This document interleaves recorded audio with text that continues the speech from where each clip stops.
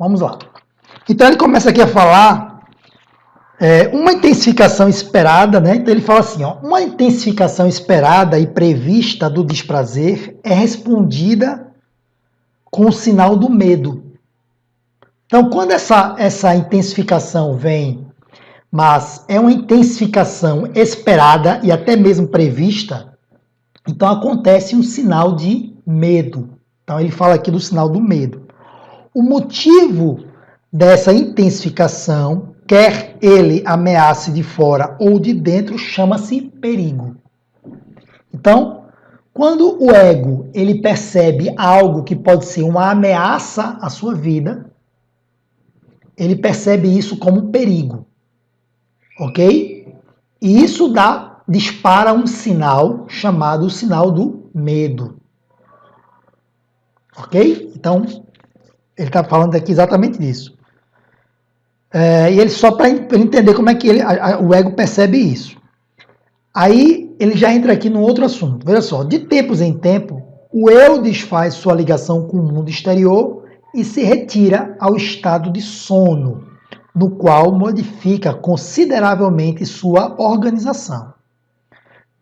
Do estado do sono, cabe deduzir que essa organização consiste em uma distribuição especial da energia psíquica. Então ele está falando o seguinte, de tempos em tempos, durante o dia, o eu tem que se desligar do mundo externo, certo? Quando é que ele faz isso? Na hora que a gente vai dormir. Então a nossa consciência se desliga do mundo externo e nós vamos para um estado de sono. Nesse estado do sono, essa estrutura e essa organização do eu, ela se modifica. Se modifica como? Ele flexibiliza. Ou seja, algumas questões que não têm a capacidade de atingir a consciência durante a nossa vida desperta, podem atingir a nossa consciência durante o sono. Só que, ainda assim, não é uma flexibilização muito simples, porque ele ainda se utiliza de alguns mecanismos para modificar essas percepções. Então, o ego vai permitir alguma gratificação, alguma satisfação, mas de forma modificada. Então, isso aí é uma coisa muito interessante. Então, a gente entende que os nossos sonhos, segundo Freud, a gente não vai entrar aqui em sonhos, né? Segundo Freud, os nossos sonhos são a tentativa do ego de baixar um pouco essa tensão causada pelos impulsos, através de uma satisfação alucinatória dos desejos. Então, o sonho é uma satisfação fantasiosa dos desejos. Então, aquilo que a gente não tem coragem de fazer na nossa vida desperta, de uma forma fantasiada e simbólica, distorcida, vai ser satisfeita durante o período do sono, através do sonho.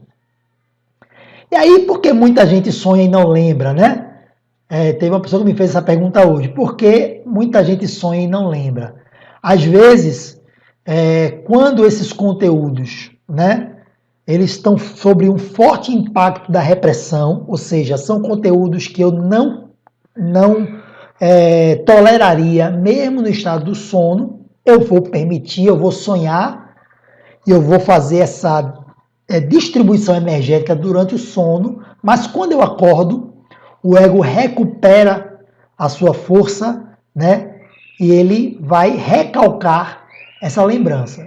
Então, ele faz isso de maneira muito rápida, obviamente, de maneira inconsciente. Então, antes que você tenha a lembrança, ele já tira isso do acesso da consciência, ele recalca. Então não é que você não sonha, todo mundo sonha todos os dias. Às vezes não lembramos, por quê? Por se tratar de algo que vai trazer algum desequilíbrio, vai trazer alguma ideia desagradável que eu não quero encarar, eu vou fugir dessa ideia através de um mecanismo chamado de repressão ou recalque, né? E eu vou não lembrar desse sonho. Mas o sonho ocorreu, mas eu não lembro. Ok? Aí no texto aí só falta mais uma página. Falta mais uma página e chegando perto, no final. E agora Freud vai começar a falar da terceira instância do aparelho psíquico, que é o superego, ou o supereu. Então, bora lá. Como precipitado do longo período de infância durante o qual o ser humano, em desenvolvimento, vive na dependência de seus pais, forma-se no seu eu uma instância especial em que essa influência parental tem continuidade. Ele recebe o nome de supereu. Então, vou explicar esse texto para vocês. Bora lá. Ele diz o seguinte: depois de algum período longo de desenvolvimento, tá? Então, Freud, ele concebe que essa instância do superego, ele se forma depois de um período de desenvolvimento. Que período é esse? Freud chama esses períodos, a gente vai ver isso mais tarde, nas fases do desenvolvimento, né? De desenvolvimento psíquico emocional ou psicossexual. Então, ele vai compreender de um período de 0 a 5 ou 6 anos, tá? De 0 a 4, 5, 6 anos por aí, são períodos que vão se intercalando, não tem um período, uma data exata, mas de 0 aos 5 anos, né? De 0 aos 4 anos, às vezes de 0 aos 3 anos, tá? Começa uma fase que Freud denomina de fase fálica, onde vai se desenvolver alguns eventos, e desses eventos, né, da relação dessa criança com suas figuras parentais. Quem são as figuras parentais? Pai e mãe. Vai se desenvolver uma nova instância, que ele chama de superego. Essa instância, ela vai ser responsável pela introjeção dos objetos internos, né? Que são os pais internalizados. Ou seja, como é que é isso, gente? Vou explicar. Eu me relaciono com meu pai e com minha mãe, quando eu sou criança, né? Então, eu me relaciono com meu pai e minha mãe. Meu pai e minha mãe são objetos externos. Eles são pai e mães em um mundo real.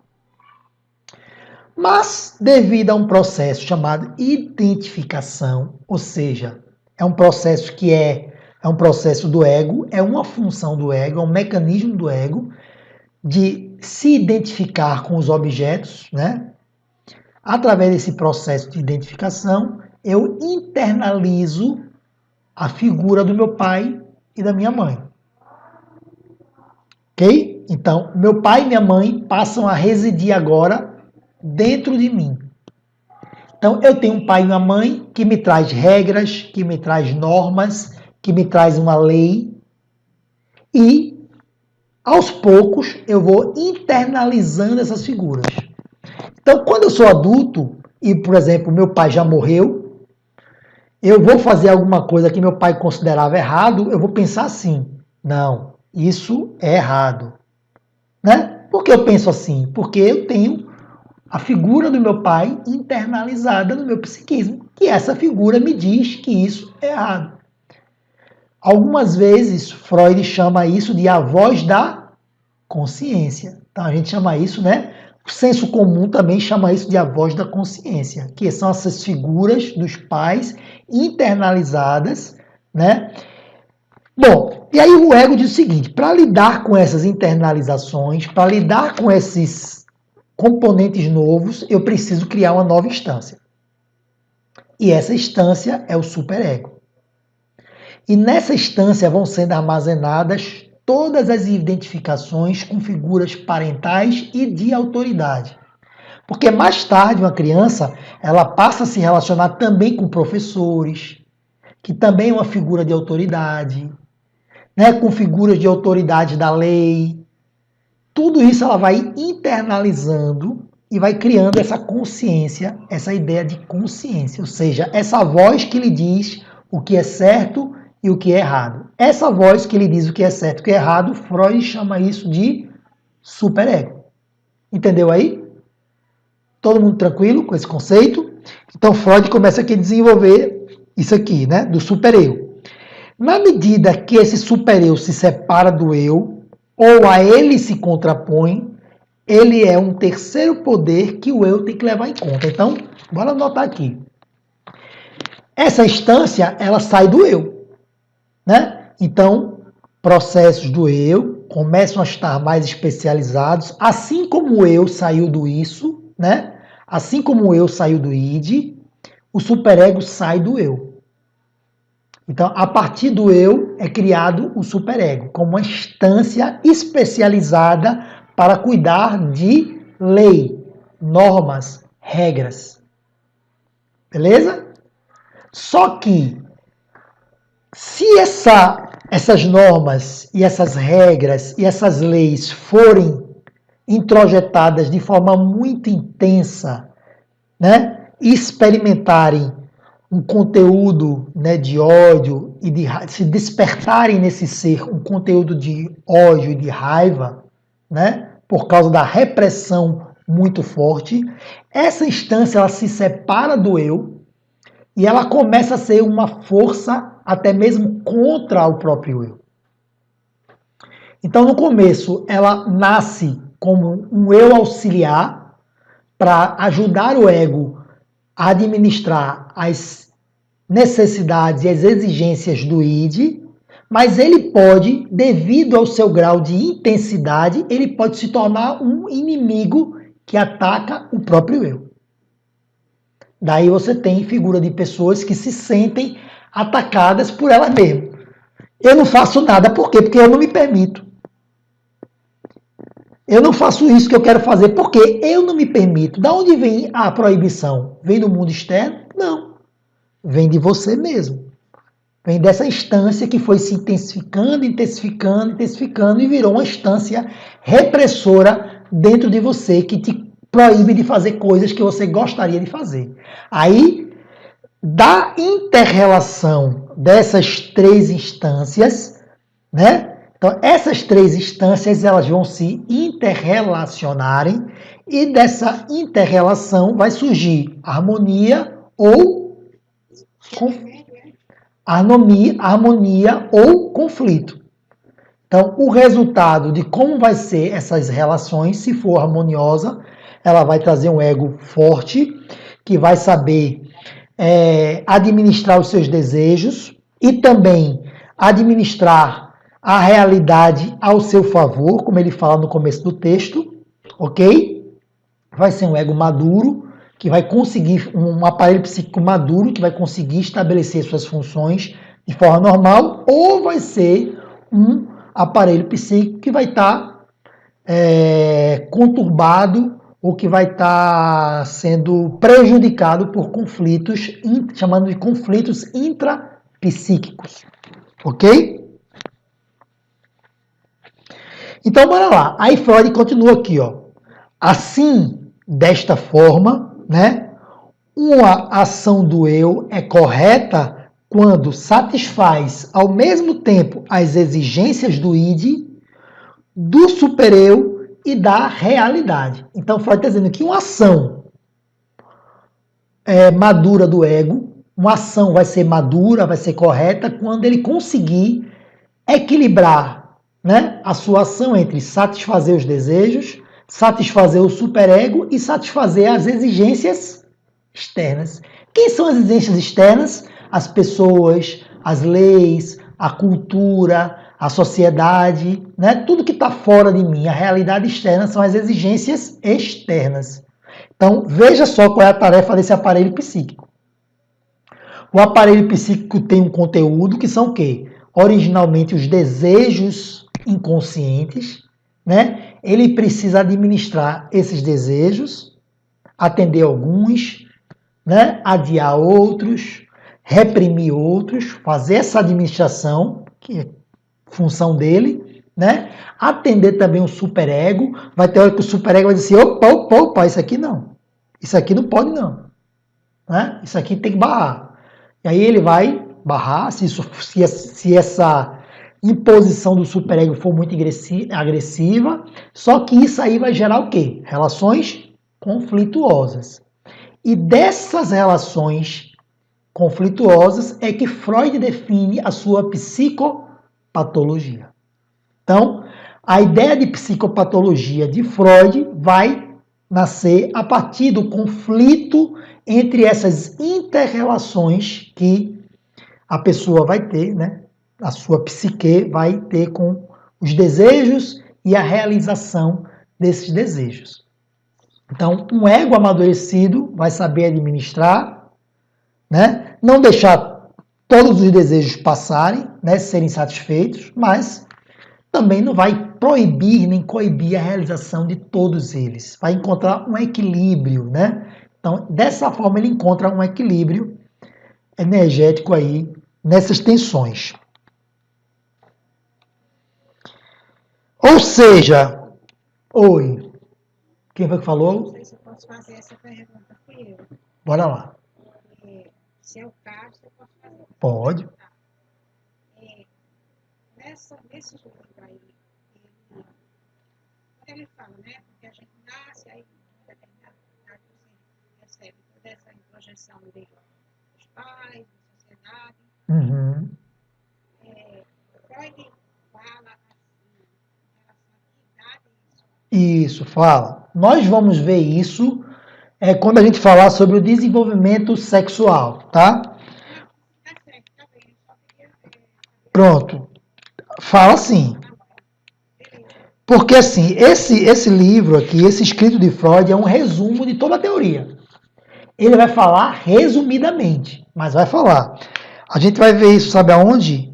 No nosso terceiro encontro, tá? Nosso terceiro encontro a gente vai ver como acontece, quais são as fases, em quais idades mais ou menos essas fases vão se cumprindo aí, tá bom? Obrigada. Mas pode perguntar sim, é para isso que a gente está aqui, bora lá. Então, bora lá. Ou seja, quando ele consegue conciliar as reivindicações entre si. Os pormenores, né, da relação entre o eu, o supereu, se tornam inteiramente compreensíveis pela referência à relação da criança com seus pais. Né?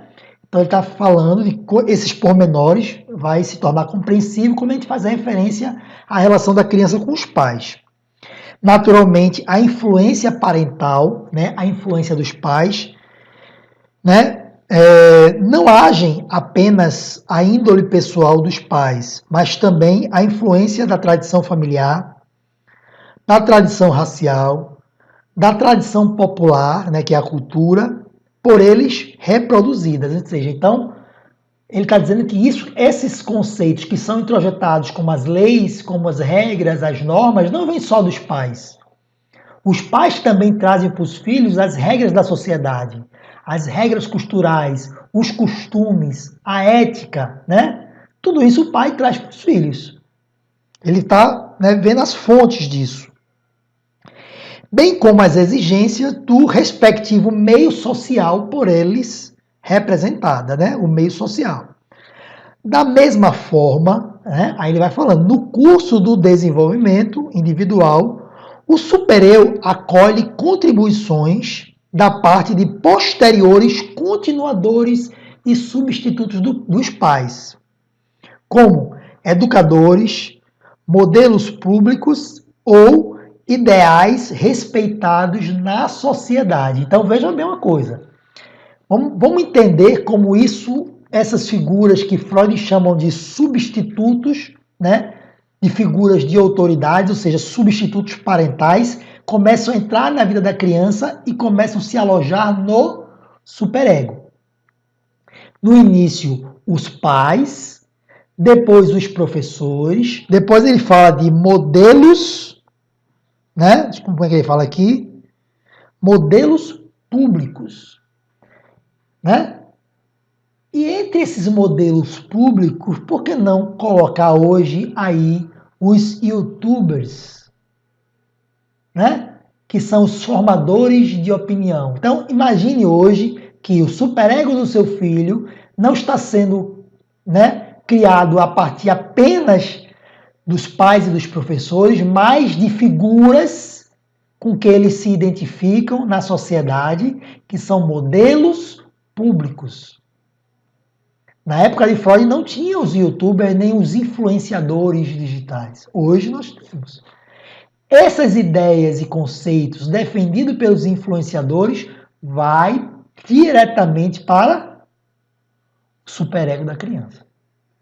Então, ele vai internalizar esses modelos como seu superego. Então, imagina como será o conflito de uma criança hoje, na nossa sociedade pós-moderna, onde muitas pessoas se avoram a modelos, a influenciadores, a youtubers. Muitas vezes modelos públicos que não têm nem ao menos maturidade para ser um influenciador. Porque um professor, ele já é um adulto, ele já tem um certo desenvolvimento emocional, já tem um certo desenvolvimento psíquico, já tem um certo grau de instrução. E quando eu deixo que meus filhos agora recebam a influência de uma outra criança, por exemplo, de um adolescente, que já se acha capaz de aconselhar outras crianças e outros adolescentes. Então veja como isso aí vai virando uma panaceia de coisa, né?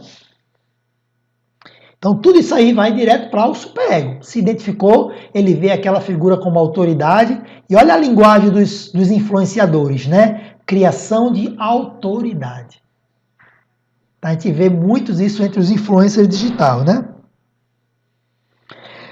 Vê-se que isso e o supereu, apesar de que o isso, né, que o id e o superego, apesar de sua diferença fundamental, apresentam a coincidência de representar uma influência do passado. O isso, né, o id, as do passado herdado, e o supereu, no essencial, as influências do passado tomada de outras pessoas, enquanto o eu é determinado principalmente por aquilo que ele próprio vivenciou, ou seja, coisas acidentais e atuais. Então, o eu é influenciado pela minha atualidade, por aquilo que eu vivencio, por aquilo que eu experiencio. O supereu aqui, nesse caso, o que Freud está dizendo, ele é influenciado pela figura dos pais. Então, os pais, eles vão dando as ordens, dando as leis, né? Quando esse pai, especialmente quando esse pai, essa criança cresce mais um pouco, esse super-eu vai ficando fortalecido, e se o pai morrer, falecer, isso aí fortalece ainda mais essa figura paterna introjetada, tá? Só que na época de Freud, como eu falei, não tinha essas influências de autoridade atuais, né? Como a gente está colocando hoje. Então ele acaba, então, ele vai já para o final do texto, né, desse primeiro capítulo. Esse esquema geral de um aparelho psíquico também será admitido para os animais superiores psiquicamente semelhantes ao homem. Olha para aí, Freud já começa agora a tentar mostrar que isso aí, nos animais superiores semelhantes ao homem, existe também um aparelho psíquico. Cabe supor um super-eu cada vez como no ser humano existia ao longo de uma experiência de dependência infantil. É inevitável supor uma separação entre o eu e o id. A psicologia animal ainda não abordou a interessante tarefa que daí resulta. Então, Freud acaba esse texto dizendo que existe uma tarefa para a psicologia animal desenvolver, que seria esse aparelho psíquico nos animais. Hoje, eu olho para minha gata, por exemplo, e digo assim, não, pensa. Ela pensa, não é possível. Né? Ela só pode pensar. Ela não pode não pensar. Deve ser um pensamento muito diferente dos homens, mas ela pensa. Não pode ser diferente. Né? Então Freud deixa essa deixa aqui. Gente, e assim finalizamos o primeiro capítulo do Compêndio da Psicanálise, que é o aparelho psíquico. Tá? Pode falar, Janice. Você falou, um pouquinho antes de falar da parte dos animais, você falou sobre a questão quando o pai morre, algumas coisas ficam mais fortes. Você poderia voltar um pouco essa parte aí, explicar?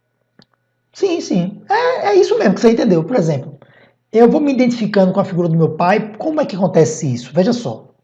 como é que é o processo de identificação? O processo de identificação é um mecanismo muito arcaico, que é essencial para a sobrevivência do ser humano, não é verdade? E a gente viu que o ego, ele está, a tarefa principal dele é a sobrevivência do ser humano, beleza? Esse processo, essa ferramenta, né, essa função do ego, esse mecanismo do ego de identificação, ele faz isso muito arcaicamente, ou seja, muito nos começos da vida infantil, né? Então o que acontece? Eu tenho uma criança completamente dependente de mim. Digamos que eu seja um bebê. A minha mãe é aquela pessoa que cuida de mim. A minha mãe é a responsável pela minha sobrevivência. Verdade? Então, veja só. Eu sou um ser completamente, absolutamente dependente da minha mãe. Eu não posso sobreviver sozinho. Eu dependo absolutamente da minha mãe para a minha sobrevivência. O que é que eu tenho que fazer? Eu tenho que me identificar com ela. Ou seja, eu tenho que ver o que ela faz, eu tenho que prestar atenção na ação dela, eu tenho que prestar atenção nela e tenho que tentar introjetar isso o máximo dentro de mim. Por quê? Porque se eu não me comportar como minha mãe deseja que eu me comporte, ela pode me matar. Essa é uma fantasia infantil que passa pela cabeça da criança. Se eu não absorver isso que ela espera de mim, que ela quer de mim, ela pode me matar. E aí a minha sobrevivência está em risco. E isso gera uma ansiedade muito arcaica na criança. Melanie Klein, que é uma autora pós-freudiana, ela vai teorizar isso com muito detalhe. Tá? Quando Freud escreve a obra dele, baseado na sua experiência clínica, ele escreve a sua experiência clínica de adultos, né? E através da experiência clínica com adultos, ele remonta a um passado infantil. Então a experiência de Freud é uma experiência com adulto, e ele começa a remontar o passado, e ele cria toda essa teoria do desenvolvimento através do quê? Do discurso dos adultos. Isso é muito importante a gente perceber.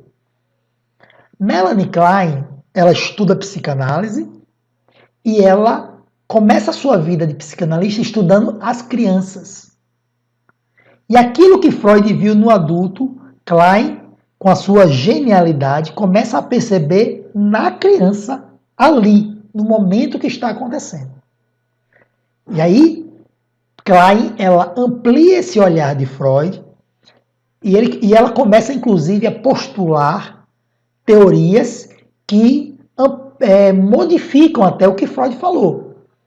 Então, quando em Freud eu vejo um superego aí sendo iniciado aos 3 anos, Klein já fala de um superego precoce com 1 ano de idade. Que a gente não vai entrar nesse detalhe agora, tá? Mas eu estou falando só de uma das ferramentas que é a identificação. Então, essa criança ela precisa se identificar com o pai para ela continuar sobrevivendo. Ok? Pronto. Essa identificação é o que faz eu internalizar a figura do meu pai. Quando essa figura parental ele morre, né? É como se a criança, é como se o ser humano, até mesmo adulto, quisesse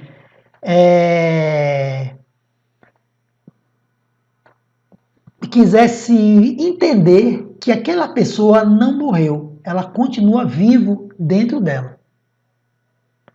Então, a percepção que a pessoa passa a querer nutrir é que aquela pessoa não morreu e que aquela pessoa continua vivo dentro dela. O que é que isso faz? Isso faz ampliar a força dessa identificação.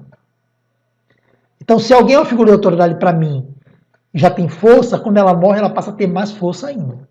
Porque é como se eu quisesse preservar a vida daquela pessoa, mesmo que dentro de mim, não fora. Fora eu sei que ela não existe mais, mas dentro de mim eu tento preservar. Isso amplia a força da identificação.